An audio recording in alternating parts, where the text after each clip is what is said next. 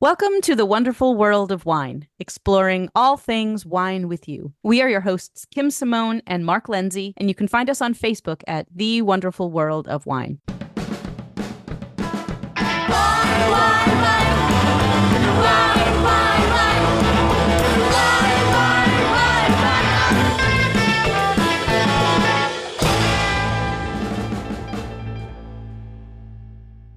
Hello, everyone, and welcome to the wonderful world of wine, exploring trending topics in the wine world. I am your host, Kim Simone, here with my co-host, Mark Lenzi. How are you this week, Mark? Everything is great, Kim. Thank you. How are you? Excellent. I am well. And we have a special guest with us tonight. His name is Marco Baldocchi, and he has a specialty in neuromarketing as it applies to sales. And we're going to talk a little bit about the beverage industry and wine and why some of the work that he is doing is important to us here in the wine world. So, Marco, welcome to the wonderful world of wine. Thank you for the invitation. It's a pleasure to be here. So, Marco, why don't you tell us a little bit about what you do, maybe not specifically about wine right now, but just kind of an overall generalization of what you do with your company, and then we'll kind of work it into how this is applicable for our listeners, our wine drinkers. Absolutely. It's a pleasure. Consider that the neuromarketing, or better neuroscience applied to consumer behavior and marketing, is a new way to do marketing science-based. Basically, we use biomedical tools like electroencephalography,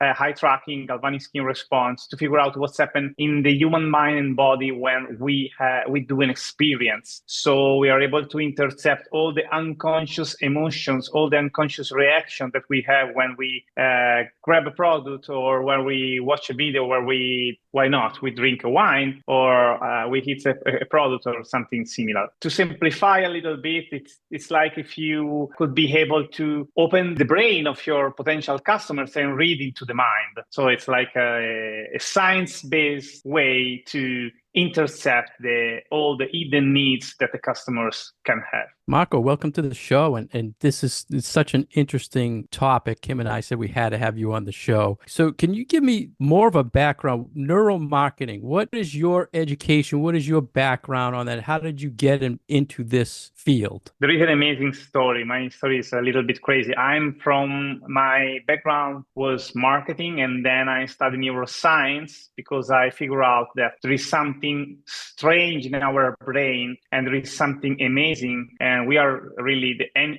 amazing animal like human being. Everything changed for me in 2012 when I was a marketing strategist, and I decided, I lived in Italy at that moment, and in a very small town called Lucca in Tuscany, with very narrow streets, small places, and I decided to buy a crazy car. It was like a Jeep Grand Cherokee, because I was passionate for the snow. And when I had my car, I figured out that car was totally useless in my city because it was too big. And so I tried to decide what was the trigger that pushed me to buy that car, only just for using, 3-4 weekends per year on the snow. And I found out the emotional marketing. That moment we called this topic, emotional marketing. Behind emotional marketing was more, and I studied, and I went deeper and deeper, and I figured out the neuroscience. So I started studying neuroscience to mix neuroscience and marketing to find a way to create a very interesting marketing campaign for my customers that can resonate in the different areas of their brain. And the very interesting thing is that when we think about our customers, we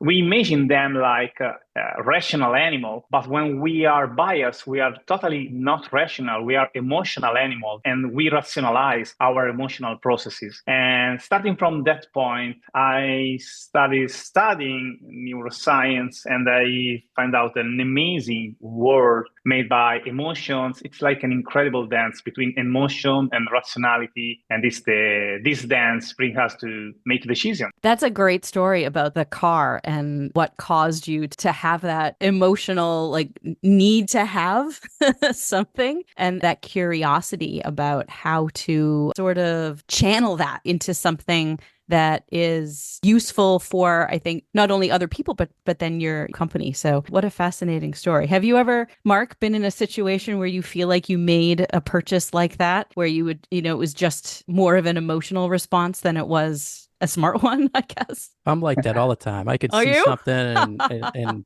after I'll be like, why did I do that? So that, I mean, that's why it's so interesting to talk to Marco today, because we want to know what triggers the brain for selection of a wine, for our memories of learning about wine and how to market it. In being in retail, it's always something I try to figure out. Why did someone pick up that bottle over another bottle? So just for our listeners to know, like all of our other shows, Kim and I search articles out there and trends, and we found Marco as he wrote an article that was in Forbes. It was called How Neuroscience Can Change the Wine Marketing Game. And I said to Kim, we have to talk to this gentleman. And I recall, Marco, maybe you read it too, but years ago, there was a book about neuroscience and wine tasting. And Kim and I have talked about this a lot. The brain actually can learn over time to be a better taster and this and that. So I'd just like you to talk a little bit about the article and the basis on that. Yes, consider that we are a sensorial animal, and this is the reason why, for example, I really love to work in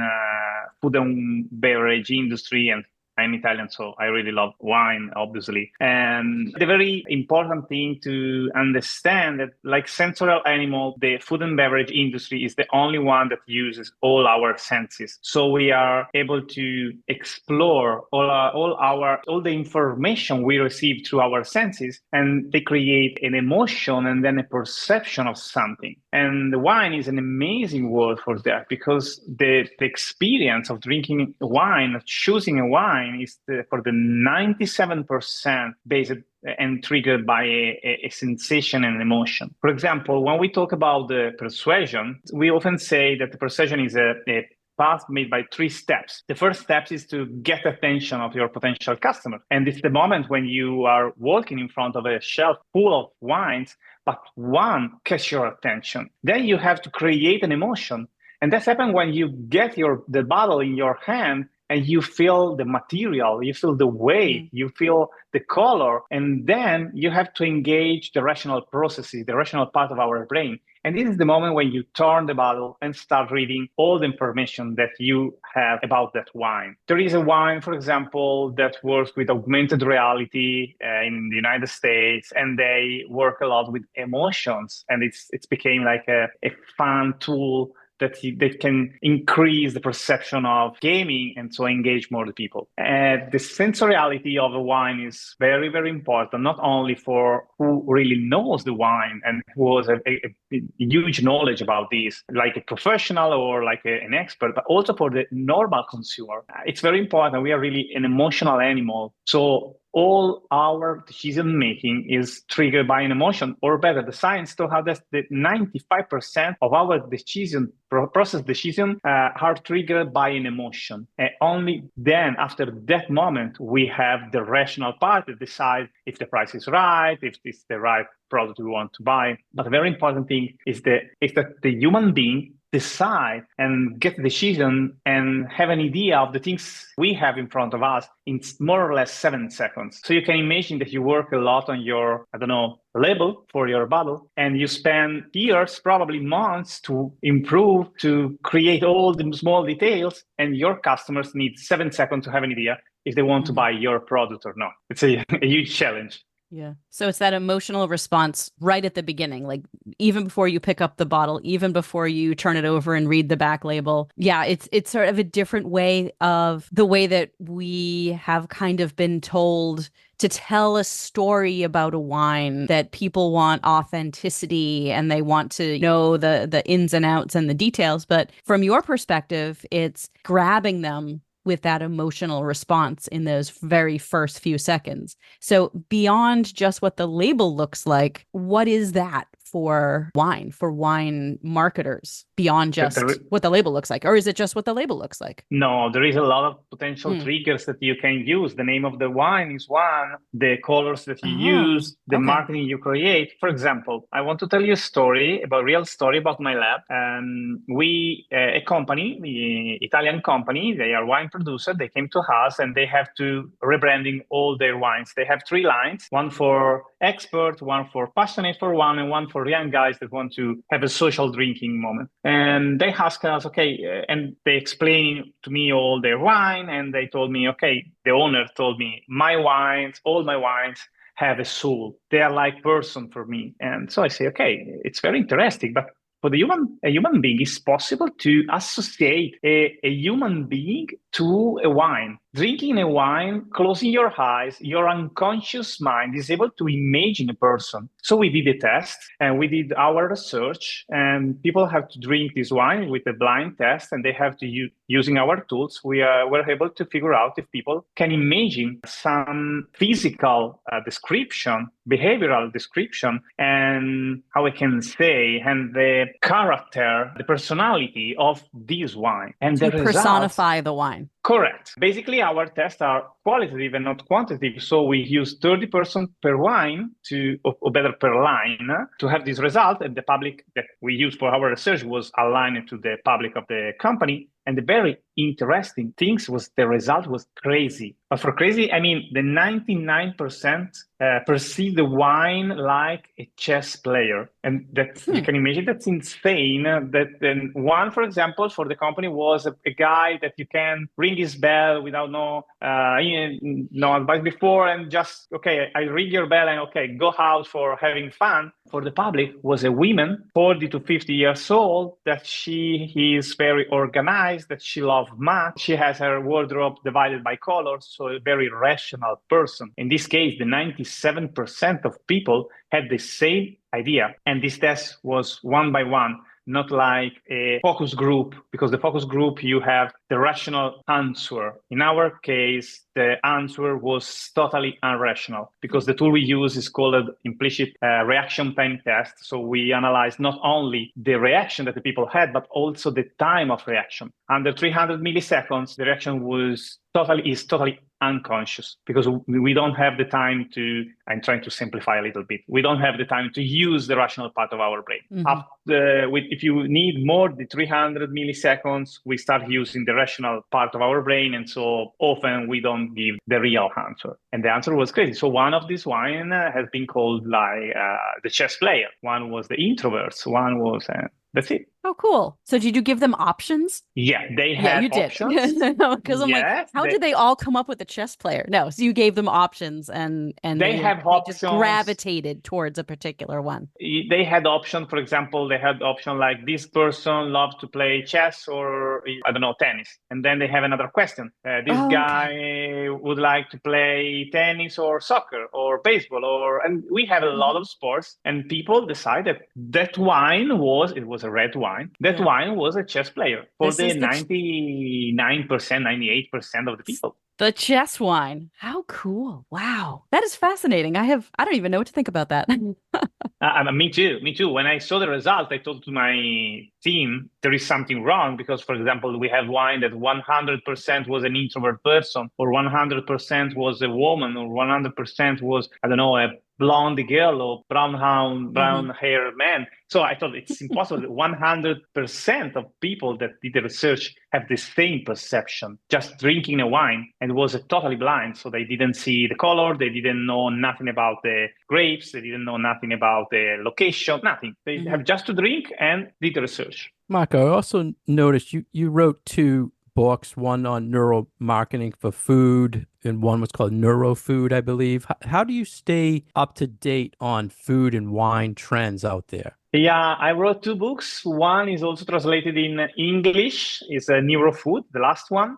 Is more technical. I read a lot of scientific research. Consider that I read, I don't know, I think like 100 per month probably, and from all over the world. So I am updated on all the news that there is in our field. And we really do a lot of research, specialized in food and beverage. So we had a lot of customers. We do a lot of researches every month. So we have a lot of insight from our research. I think I'm a very curious person. So I'm searching all the news that there is in this field. And when we have a project for our customers, for me, it's not only to give them the answer, but it's to understanding why we have that answer, what is behind that behavior. Are there others out there like yourself that are focusing on wine, or is that really something unique to you and your company? No, we work a lot with wine because, in Italy, wine is a huge market. And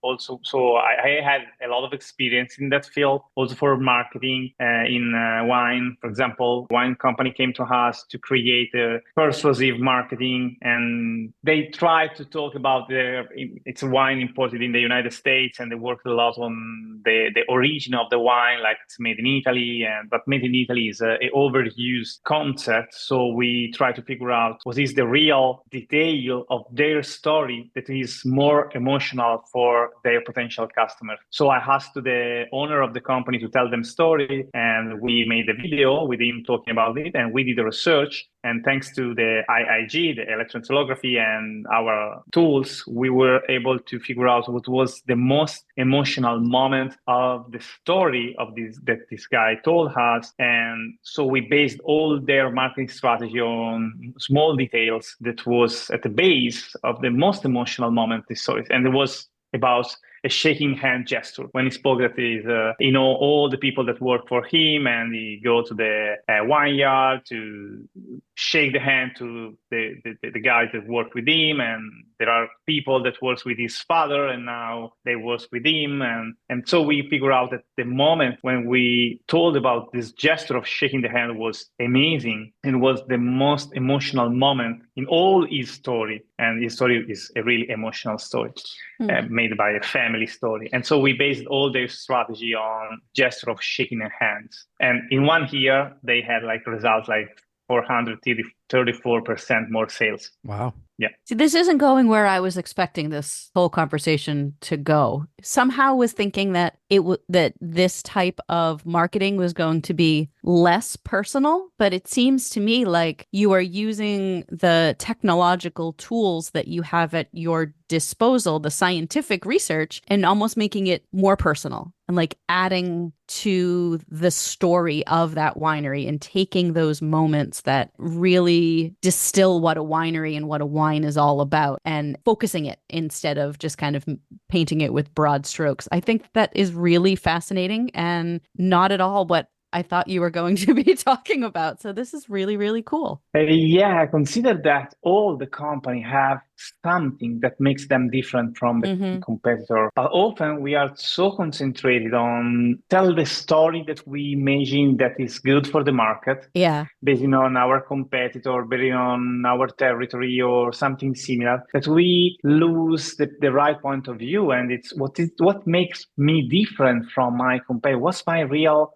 value? And there is a huge difference from the value that the company has and the value that the company is able to transmit to their public. And it's a huge problem because when you talk about your product, you work on it for years and you know everything. But when your potential customer has few seconds to decide if you want to be engaged by your product, you have to imagine how they can feel, how they can live your product. And that's the things we do. We try to intercept the small details that makes all brands unique, all brands amazing, and we try to intercept this hidden need. And the very interesting things, we work with the hidden need. When, like human being, we have two different type of needs. The first one is the conscious, and the conscious need is the need that you are able to share with others. So I want to go and have dinner with a friend of mine. I can bring with me a bottle of wine. But what is my unconscious need? For example, it could be I want to make a good first impression, or I don't know. And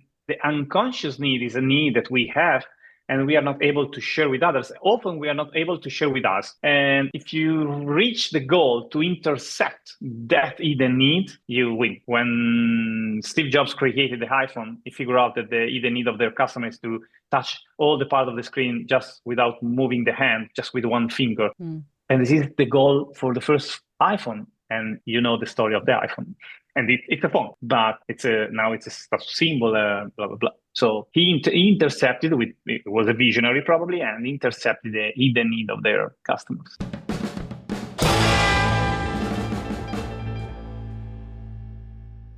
You're listening to The Wonderful World of Wine, and we are your hosts, Mark Lenzi and Kim Simone, exploring all things wine with you. For more information about Kim, you can go to her website at commonwealthwineschool.com. For more information about myself, you can go to franklinliquors.com. Today's special guest is Marco Baldocchi, and you can find him on his website, marcobaldocchi.com. We are supported by Franklin Public Radio. You can find all our past episodes on SoundCloud and iTunes. Welcome back. We're talking with Marco today. And Marco, you had mentioned that food and wine tasting uses all of our senses. And I wanted to ask you, how do you incorporate sensory experiences into neuromarketing? Is there a way to incorporate that so if someone sees something, it attacks the senses in their brain? Or Yes, we are able to analyze all our senses and the reaction we have in our brain. Different senses have different reaction in our brain. For example, the sense of smell is a magic sense for me, because it's a sense that is not processed rationally, and it's totally connected with the irrational part of our brain, and it's also connected with our memory. So when you perceive a smell, probably you are able to imagine memories in your mind. The first time I felt myself at home in Miami, when I moved to Miami, I was walking through a street and some guys were cutting the grass, and I perceived the smell of cutting grass, and they say, "Oh, the cutting grass has the same smell here like when I was younger playing soccer in field in Italy." So the smell is a very powerful senses. Our tools are able to intercept all the reaction of the body and the mind of the potential customers. So thanks to the experience that the customers can have using their senses, we can create a persuasive experience, a persuasive message. Basically, all the food and beverage we can really use all the senses. When you create, for example, a marketing strategy or a digital message, you can't use the sense of smell. You have to use the scene, you have to use the sound, but thanks to a trick, using more senses as possible, we can create a very persuasive message. Because our brain really loves to have more than one senses engaging experience. But we have to be very careful, because our brain now is receiving tons of stimulus. Nowadays, we receive really tons of stimulus, and our brain is not so different since we live in the case. And so what does it mean? That our brain is not able to save all this information. So often what happens, we receive a marketing message and we are not able to memorize that message. And could be a good jingle in the radio, could be a good video on social media or a good post, and it's amazing. But after a few hours, we are not able to have the memory of that experience. So the very important things now is become and create a message that can be salient. And to be salient, we have to not overload our senses, because our brain is called also cognitive miser. So we don't like to spend too much energy. When you have, for example, a label full of information, you don't like to read it. We prefer short texts, we prefer images. Our brain, for example, love images and love the graphics, for example. So we have to find a good balance between the information and the cognitive load that we can give to our potential customers when we create a message or when we create a product. I think bringing it back to the sensory part of it, so much of certainly marketing dollars for wine goes into wine tastings, and you haven't brought that up at all. And this is what the wine tastes like and how that would figure into some of this neuromarketing. Can you speak a little bit to wine tastings and how that could influence part of what you do? Sure. The wine tasting is a very good moment to tell the story of the wine. Because in that moment, you have to be able to engage our sense. Basically, we start from the sense of smell when we taste the wine, just because it opens our brain to the memories. And it's a really good way in that moment, probably is the best moment to tell the story of the product, because people are engage it emotionally more than rationally. And another interesting things when we do, for example, a tasting experience is to let people have the experience of the aroma, the fragrance that they are perceiving the wine. So, for example, there is like red fruits. A very interesting thing is to let people imagine the red fruits, or better, if you have red fruits. I did this experience, for example, and I want to tell this story. I had a wine with some aromas inside, and we let people have this experience, and we did this research. To the wine test, before the wine test, they had the opportunity to smell all these aromas, different aromas, like red fruits, and I don't remember the others, and nuts or something similar. Then they have the tasting experience. In that case, we divided people in two groups. One that have this experience before and one they don't have this experience before. The group that had this experience before had a totally different perception of the wine. They were more able to intercept these aromas inside the wine. And in their brain, the areas of the pleasure were more activated than the others group. So the wine tasting is a very interesting moment. And sometimes when I participate at events like these, people talk too much about the wine. They talk too much. They give too much information. And they did the persuasion process with the opposite sense. They started giving a lot of information that engage the rational part of our brain. So the real important thing is let people grab their attention, let them live an emotion, and then give them all the information. Don't talk too much. Create a curiosity of the product, curiosity of tasting the wine. Let them imagine the aromas. Don't give them too much information. Let them give the experience. And then, only then, give them all the information. I wonder how we can use this in an educational setting, because Mark and I are both deep into doing wine education mostly for the general public, but also for, people in the wine trade. But seems like such a different way of looking at it. But I like that concept of stepping back, let people have their emotional experience with the wine. And like for me personally, when it comes to food and wine, it really is all about that. No, it's not about knowing who made the wine and how many hectares there are and is it organic and blah, blah, blah. It's how does this make me feel? How do I feel about this wine and this food going together and the people that I'm with? And harnessing that emotional reaction to the wine is,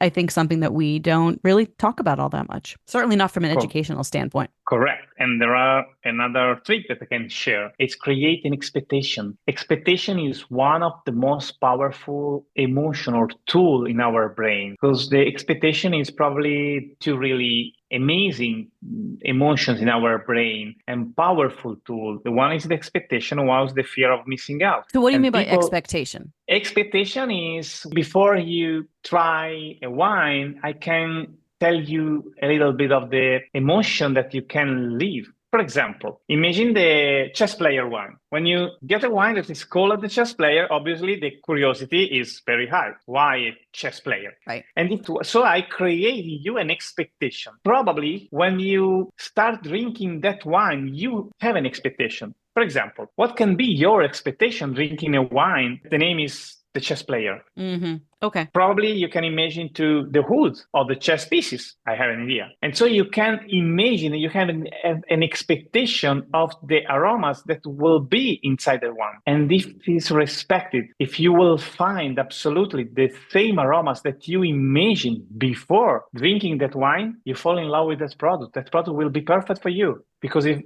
is absolutely the product that you imagined before. I make a comparison with the iPhone. When we watching TV, the iPhone advertising, we see guys that doing amazing things on the beach, making amazing videos, making a video picture. It's only a way to create an expectation. And you buy that product, imagine that you will do the same. Right. Then that you want to be that guy. You want to be that guy with that phone on the beach. Correct. And then you will do the same picture to the cat on the couch. Absolutely. With the new iPhone, you will do the same picture that you did with the one before you have. But you have a great expectation. And when you do, during the night, a beautiful picture with your iPhone, you say, yay, this iPhone do really the the picture that he promised to me. This is the expectation. And in the wine, the expectation can be a magic trip. But if I told you the story of the producer, it's not so interesting. Tell me something that can let me imagine the experience when I will sip that wine, when I will try that wine, when I will try that experience. That's what I was going to ask you, Marco. So when looking at a label, your research is saying the chess player opens up the mind more than saying this wine has aromas of cherry, it's tannic, it's dry. That doesn't open up curiosity of the person to explore the wine as much as the chess player name grabs them first. Is that what your Absolutely. research? Really? That's what your research. Absolutely. So how does that Absolutely. play into, say, a shelf talker? Because I know, like, you just wrote an article about using emojis and how if you see a smiley emoji in something, it draws your attention. Is that the same when people are looking at a shelf talker in wine? If there's some sort of symbol, does that draw the mind to the product more than a description? Yes, it's the things that I told you before, like to be salient. To be salient, you have to be different. You have to be able to intercept the need of your potential customers. So our research is we recreate, for example, a shelf of a supermarket, and we put people in front of that with our tools, and we are able to intercept their visual attention. So I can tell you this label can work, this label can't work. And this detail on your label catch the attention of your customers or this not. I would like to make another example. It's a beverage and it's an energy drink. Now I have an issue with the name. It's a small can of energy drink. It's a Like Red Bull? Red Bull. Red Bull. Yes, thank you. Red Bull is an energy drink. And there are a lot of energy drinks, but why people are able to find the Red Bull before the others? Because the can is smaller. And for our brain, it's a different product. Our brain unconsciously is not able to make a comparison between a can like a Coca-Cola can or I don't know, other energy drink can and the smaller one. So if you are in, in chocolate areas in a supermarket, you can find Toblerone easily because it's a triangle. It's not and there is a lot of products that are salient, and the label is very important in this case because can give to the customers the first impression, and they create an expectation of your wine before they start to reading the back of the label and reading all the information. It's like when you see a black and white photo or a colored one. When you have a black and white, your brain imagines the color, and it's a powerful tool. The white and black picture are so amazing because our brain imagine what the colors that can be there. It's the same. A label lets people imagine what the wine inside the bottle could be. So we are really emotional animals. There's a lot trending, Marco, on the younger generation not drinking wine. Is there anything neuromarketing can do to grab the attention of the younger generation to try wine or pick up a wine? Absolutely. I love that question, Mark. That's great. Absolutely. I'm a wine lover, but I'm 46 years old, and I can tell you that the market of wine is old. The market of wine is classic, probably. They prefer to say classic. I would like to say old. There is no innovation. There is nothing new. There is nothing engaging for the new generation. It's not talking about, I don't know, the origin of your vineyard or how many years or how many generations or I don't know. The new generation have a totally different way to perceive the world. They are more attracted to different things compared with my generation, for example. And if there is some companies that want to try to sell the wine to the new generation, they have to talk their language. And for the most, they have to understand their unconscious needs that are totally different from my needs or your needs or other needs of other age people. I spoke in these days with an Italian company. They had a rosé, an amazing rosé, and it's dedicated to young people. And it's a trendy product. It's cool. And I watched today your communication and say, hey, that's wrong. You are communicating elegance and all this stuff. Yes, rosé is typical and elegant wine, but it's not the right way to talk with the young guys. They are not searching for elegance. They are searching for fun. So you are talking with the wrong language and doing a neuromarketing research, you can understand what the young generation can search in that product, what they are the needs, what they are searching for, and you can adapt your communication to, or your label or your product, blah, blah, your logo, the name to their generation. It's a huge challenge. Something has to change. Would the younger generation have been drawn to the chess player? Not especially. The chess player was not for dedicated to the young generation. They have two others wine dedicated to that generation. One was like, I exactly don't remember the names, but one was the friend, and the label was amazing because like a graphic design, very innovative, very trendy, a little bit colored, not too much, was blue and with a geometric image, and was the battle was really cool. And that battle was, and that research has been made on guys like 25 to 30 or 23 to 30, something similar. Totally different with all the other labels. Interesting. So it's just Kim and I are big wine label geeks, and we're always just trying to figure out what draws people's attention to the wine world and to a wine. There was a lot of talk years ago. You had talked earlier about opening up your mind when you're at a tasting, and there was some sort of scientific evidence that showed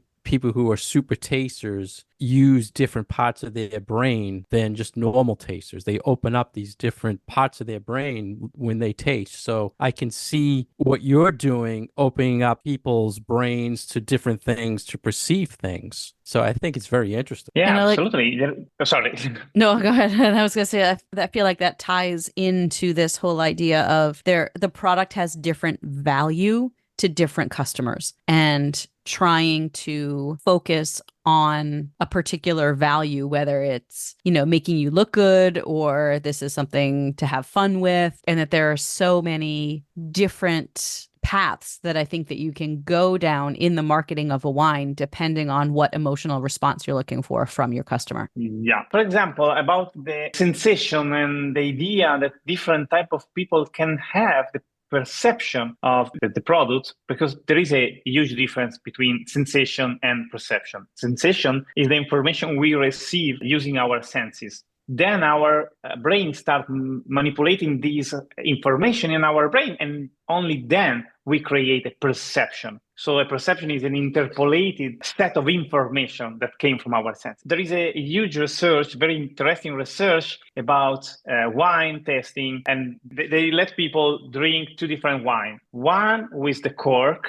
and one with a cup, a plastic cup. I think we talked about this one, Mark. Yes. And it was only the noise of opening a bottle, because it was the same wine. The stimuli of the sound of the noise was one with a cork and one with a normal cap, and different areas of the brain of the people were activated. So you can imagine that only the perception of a sound can let you imagine, let you have a different experience and expectation of your product. That's crazy. It was the same wine, but our brain have a different interpretation of that information. That's why I always open a bottle of sparkling wine when people are in the room. When you open the champagne and you get that pop, people get very, very excited. Totally. Yeah, that's the whole thing. We talked about it based on a restaurant, the whole thing where they'd rather have corked wines because that whole story of bringing it over to the table, the romance of it. Yeah, the whole ritual of... Instead of cracking the seal on a screw cap, it's not as romantic. So it makes sense. Marco, thank you very much. This is fascinating. We're glad our listeners got to hear your line of work and how it relates to wine. I think this is the future of wine. So we thank you for taking the time today. It's a really pleasure, and I'm very happy. I told you I'm a wine lover, and I really love to work in this field because it's a full of emotions field, full of emotion industry, and really companies can do an amazing things using neuroscience applied to marketing in this field, because there is a world around the wine. There is a world of emotions. There is a world of sensation around the wine, and the wine deserves this tool to let people have the best experience. Yeah, live the best experience with the wine. Yeah. Thank you for your invitation. It was really a pleasure to talk with you about this. Well, thank you. It sounds like we as wine people are very lucky to have somebody who is so passionate about the experience of drinking wine and of knowing about wine and helping people appreciate it just a little bit more.